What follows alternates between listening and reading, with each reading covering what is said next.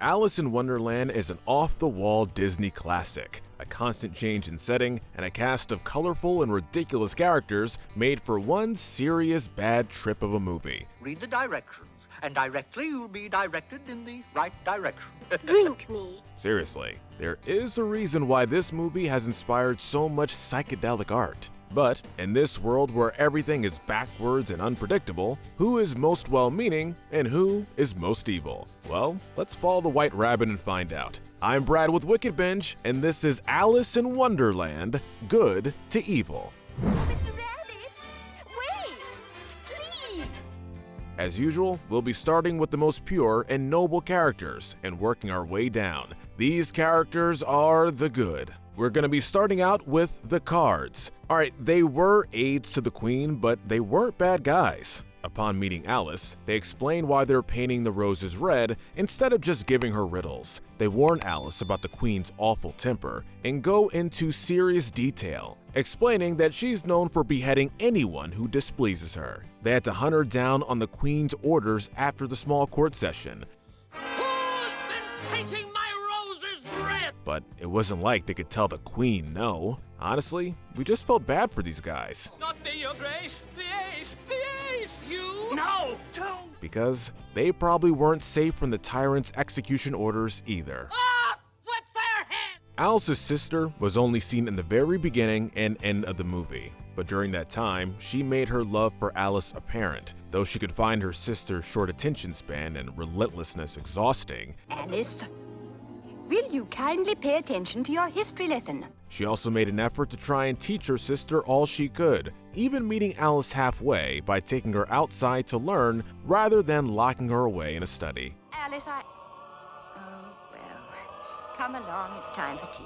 Alice is a nice girl, but tends to get sidetracked easily. The reason she gets swept up in the nonsense of Wonderland is due to seeing the White Rabbit and not being able to mind her own business. Oh, Mr. Rabbit, wait! We'll grant her that, yeah, seeing a talking rabbit in a formal jacket is weird, and sure, we would like to know what he's late for. But maybe going headfirst into a rabbit's den isn't the best idea. She then goes on to eavesdrop on the unbirthday festivities of the Mad Hatter and March Hare and aids in the destruction of the White Rabbit's home. Since she's been raised to behave a certain way, she doesn't question being ordered to find gloves or being told to recite for the caterpillar. That isn't Alice's fault, but just an effect of the time period. But that doesn't quite explain why she's comfortable with drinking and eating anything offered to her without any sense of caution. Don't mind if I do. But all in all, Alice is a nice young girl who's just caught up in the middle of the insanity of Wonderland. Moving on, the Dormouse caused some trouble, but that was more to fear than evil intent. Twinkle, twinkle, little bat. For the majority of the time we see him, he's asleep in the teapot or just trying to wake up. Now, we can't agree with the Queen that his testimony on Alice made sense, That's the most important piece of evidence we've heard yet. but we'll give the mouse credit that he didn't try condemning the poor girl. Next, we have the White Rabbit. This little guy is the main reason Alice is lured to Wonderland in the first place, aside from her obvious boredom anyway. A nervous sort, the majority of his appearances were him being in a rush. Oh, my fairy whiskies! I'm late, I'm late, I'm late! He wasn't looking to throw anyone under the bus, but was trying to do his job. He's short-tempered, mistaking Alice as his housekeeper Marianne and demanding she find his gloves as he was running late. Go get my gloves, I'm late! He even blows his trumpet at her to try and get her to rush. He does come off as having a good relationship with the other residents of Wonderland, having the help of Dodo and Bill to try and remove the giant Alice from his home, mistaking it for a monster. Up next, we have to place the doorknob. He wasn't a complete jerk, but he was amused by Alice's confusion trying to find a way through his door. He gets a higher placement than many on this list, since he was polite and helped her figure out that she could grow and shrink in this world. Why don't you try the bottle on the table? That's information that definitely came in handy for Alice as she continued her way through Wonderland. But since the doorknob was more of a dispenser of friendly advice than he was a hero, we can't place him any higher on our list. Moving on, Bill the Lizard was a working stiff. A chimney sweep, he was portrayed as not being well-educated or well-spoken. At your service, Governor! Because of this, he isn't able to help Alice that much. He sees her as a monster in her enlarged state, because that's what he's informed she is. Righto, Governor. Monster?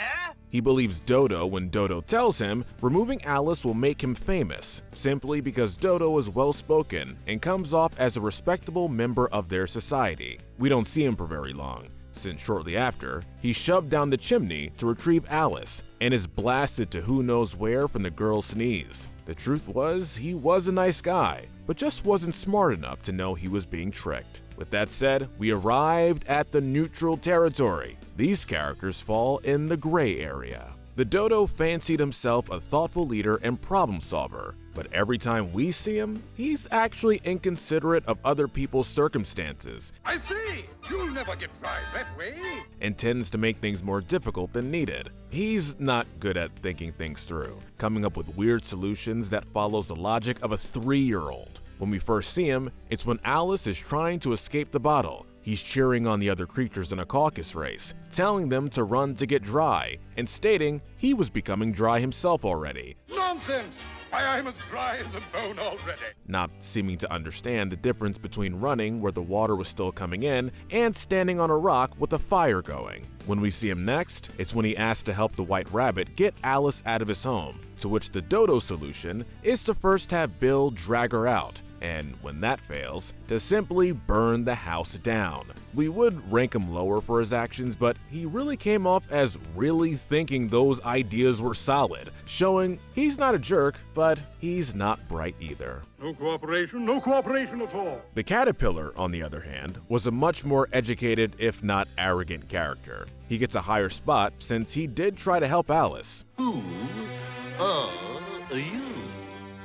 Even if it was with a weird approach, he was bossy, demanding her to recite for him and criticizing her. But we have to point out that this was something Alice would come to expect with her upbringing, as unfortunate as that is, even when he snapped at her. I am exactly 3 inches high, and this is a very good height.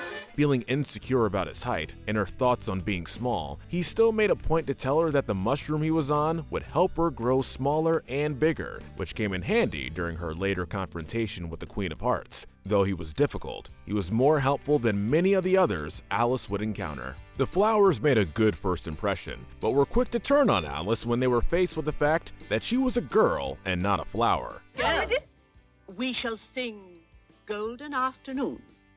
That's about all of us. They were a good representation of the type of woman that Alice was expected to become, with the White Rose even resembling Alice's older sister a bit. They fall low on her list for not only their unwillingness to help Alice, but for flat out chasing her out of their territory and being the first to really attempt to threaten her in any way. We don't want weeds in our bed. We're placing the March Hare next. While much like his friend the Mad Hatter, the March Hare was more of a conversationalist. The March Hare was the one to patiently explain that he only told Alice there was no room at their table because it was rude to join a party without being invited.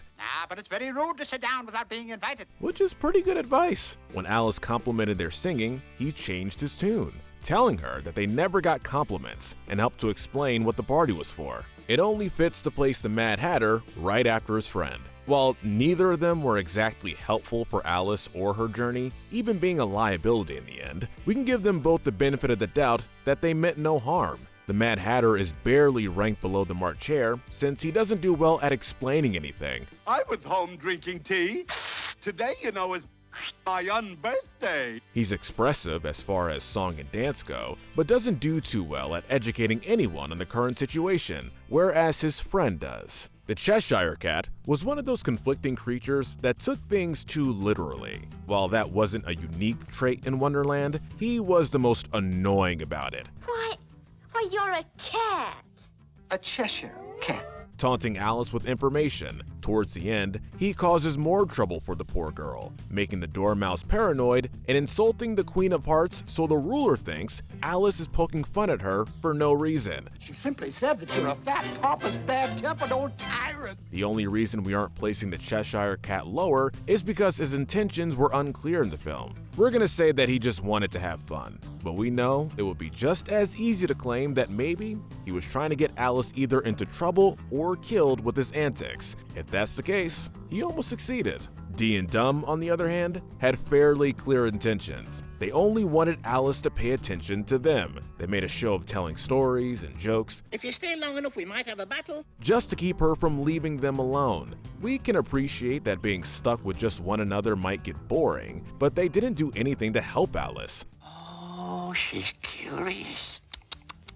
All they did was slow her down by distracting her with stories that didn't really amount to anything. We're placing them here for ultimately being useless and, frankly, annoying. The King of Hearts was a nice character, but he drops low on our list for one reason: the way he enables his wife. There were a few moments where he did try to reel in her temper. But consider, my dear, couldn't she have a trial? Trying to get her to follow through with the trial or be more patient, but for the most part, he just stands by when she's on a rampage, often with a smile on his face. We can only assume so she doesn't turn her anger onto him. Finally, we've reached the dark side. These characters are the bad and the evil. The Walrus and the Carpenter were just a focus of Dee and Dumb's story, but are well remembered enough that we felt they earned a spot on this list. While Dee and Dumb are ranked low for being useless, this duo is in the evil character for their acts towards innocent young oysters. Now, we aren't saying that the food chain is evil. We get that walruses and people need to eat, but the method they used was horrible and creepy. Oysters, come and walk with us. The day is warm and bright. They lured a bunch of kids to follow them, even almost flirting, and then devoured them. So not only are they guilty of chowing down on some kids, but their tactics and behavior was something that would have Chris Hansen raise an eyebrow. Walrus, Carpenter, have a seat. The Queen of Hearts was not only the most evil, but also the most unpredictable of the residents of Wonderland. She was feared by any who had to deal with her, from the card guards to her husband. What made it even worse was that behind all the bluster, she was a coward. As soon as Alice was in a position of power, growing into a giant, the Queen hid behind her king and begged for mercy. Sorry, Rule 42, you know. Then once Alice was normal size again, And, what were you saying, my dear? she demanded the girl be beheaded. The Queen was unfit to lead anyone. She was an overgrown child throwing temper tantrums every time something didn't go her way. That, paired with the way she treated her people and Alice, earned her the gold medal of evil in Wonderland.